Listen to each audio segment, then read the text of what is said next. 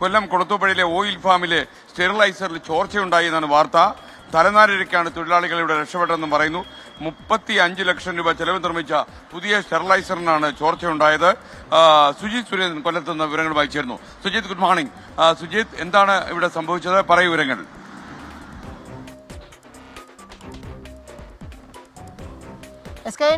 Eroor oil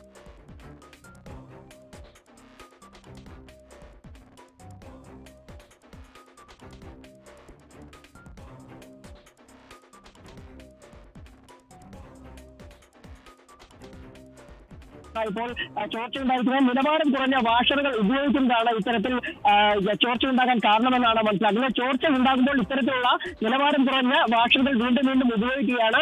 ഇത് മാറ്റി ഏറ്റവും നിലവാരമുള്ള വാഷറുകൾ ഉപയോഗിക്കണമെന്ന് തൊഴിലാളികൾ പലതവണ ആവശ്യപ്പെട്ടിട്ടും മാനേജ്മെന്റ് അതിന് തയ്യാറായില്ല എന്നുള്ള ആക്ഷേപമാണ് ഉയർന്നത്.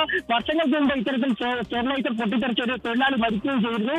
ഏതായാലും എത്രയും വേഗം ഇതിന് നടപടി ഉണ്ടാകണമെന്നാണ് തൊഴിലാളികൾ ആവശ്യപ്പെടുന്നത്. ഇന്ന് രാവിലെയും ഇത്തരത്തിൽ ചോർച്ച ഉണ്ടായി എന്നാണ് നമുക്ക് മനസ്സിലാക്കാൻ സാധിക്കുന്നത്.